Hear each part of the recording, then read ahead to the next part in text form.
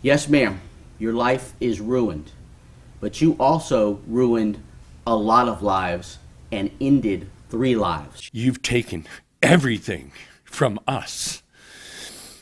You can't give it back.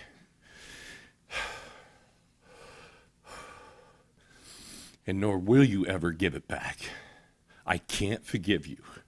There is no forgiveness for this. She walked into that courtroom still believing she had a chance. She was wrong, because the moment Judge Sabella looked her in the eyes and said those 5 words, everything she had fought for over 2 years collapsed in an instant. Ma'am, your life is ruined. But what you don't know yet is what she did to deserve them. Tampa, Florida, 2017. A regular evening, a busy expressway, families heading home. The Selmon Expressway is the kind of road you've driven 1,000 times without thinking twice. Just another stretch of asphalt between where you are and where you're going. The Felipek family was on that road. Luiz, 41 years old, the kind of father who showed up every time. Rita, just 29, young, full of life, a mother who poured herself into her family. And in the back seat, Giorgia, 8 years old, a little girl who still had her whole story ahead of her. They weren't doing anything extraordinary that night. They were just driving. That's all. Then, without a single second of warning, impact. Amber Perera's vehicle slammed into the Felipek family with a force that left no room for survival. No skid marks, no time to react, no last moment to brace. Luis was gone, Rita was gone, and little Giorgia, 8 years old, was gone. 3 lives, 1 family, erased in seconds. And somewhere in the wreckage, a third driver named Tracy Kelly sat trapped in her vehicle. Alive, but barely. She would survive, but surviving, as she would later tell the court, was not the same as living. Stop for a second, think about that. A father, a mother, an 8-year-old child, all of them gone, before anyone even had time to understand what had just happened. Now imagine being the family left behind. And then imagine watching the person responsible stand in court and say, "It wasn't my fault," because that is exactly what Amber Perera did. She didn't come forward with remorse. She didn't accept responsibility. Instead, she built a defense. Her claim, a seizure. She told investigators that she had suffered a sudden, unexpected seizure behind the wheel, that her body failed her, that she was a victim of circumstance, not a drunk driver. On the surface, it sounds almost believable. Almost, because prosecutors looked at the evidence. They ran the tests, and what came back told a completely different story. She wasn't having a seizure, she was drunk. And that is where the 2-year battle begins. 2 years of courtrooms and arguments, 2 years of legal motions and counter-motions, 2 years of the Felipek family sitting in the front rows of that courthouse, carrying grief so heavy it bent them, while the woman who killed their loved ones fought to walk free. Every single day of those 2 years, they waited. Every delay, every adjournment, every legal maneuver. They sat through all of it because they had no other choice. And then, finally, the day came. The day when all of it would end, one way or another. The courtroom fills, families on one side, legal teams on the other, journalists in the back. And at the center of it all, Amber Perera, sitting quietly, waiting. The prosecution stands up first. They want life in prison, no parole, no second chances. They argue this wasn't a tragic accident. It was the direct and predictable result of a choice, a conscious, reckless, devastating choice. Then Perera's defense attorney rises. He points to her clean record. He asks the judge for compassion. 20 years, he says, 20 years and probation. She has never been in trouble before. She deserves a chance. 20 years versus life. The distance between those 2 arguments is a universe. But before Judge Sabella can say a single word, the victims get their moment.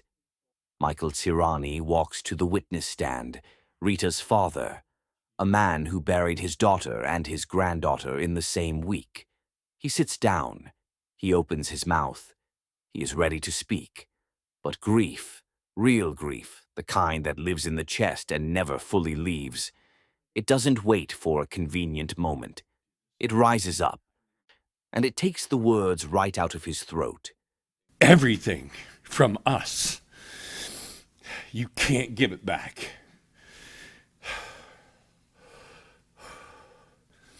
And nor will you ever give it back. I can't forgive you. There is no forgiveness for this. I can't do this anymore. I need to end. Absolutely, sir. Sorry.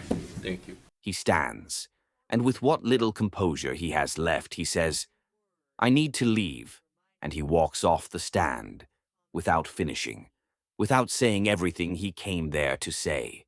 The courtroom goes completely silent. No objections, no murmuring, no shuffling of papers, just silence. And in that silence, the weight of 3 empty chairs pressed down on every single person in that room. If there was ever a moment that captured exactly what this case cost, that was it. A grandfather who couldn't finish his sentence because the pain was simply too much. Let that sit with you for a moment. Then Tracy Kelly speaks. She tells the court about her life now, the pain that greets her every single morning, the things she can no longer do, the suffering that became permanent, not temporary, not something she recovered from. Permanent. She didn't ask to be in this story. She was just a driver on an expressway on an ordinary night, and now she will spend the rest of her life managing a pain she never chose. The damage from that night didn't stop at 3 graves. It kept spreading. Now the testimonies are done.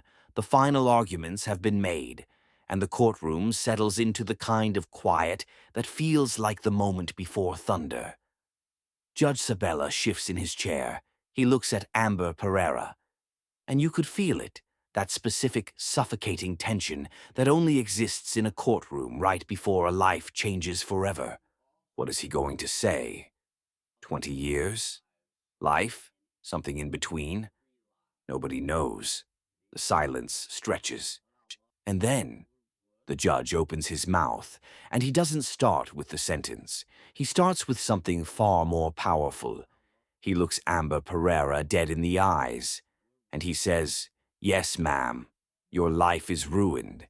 But you also ruined a lot of lives and ended 3. And then he finds her guilty. Guilty of manslaughter, 3 counts, 1 for each life taken on that expressway, 1 for Luiz, 1 for Rita, 1 for Giorgia. The word lands like a stone dropped into still water. Guilty. And before the ripples even settle, the sentence follows. 50 years. 50. Not the 20 her attorney begged for, not life, as the prosecution demanded. 50 years in prison. For most people watching this, 50 years is longer than they've been alive. For Amber Perera, it is effectively the rest of her life. Behind bars, away from the world, sitting with what she did. And here is the brutal irony the judge made sure she understood. She spent 2 years telling everyone her life was derailed by something beyond her control. And now, it is.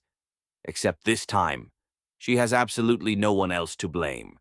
The judge didn't just sentence her, he reflected her own choices back at her, and made sure she felt every single one of them. Luiz Felipek was 41. Rita Felipek was 29. Giorgia Felipek was 8 years old.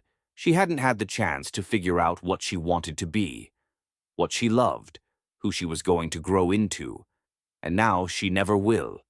Michael Tirani, who couldn't finish his statement because grief stole his words, will carry that moment for the rest of his life. Tracy Kelly will wake up tomorrow in pain she didn't choose.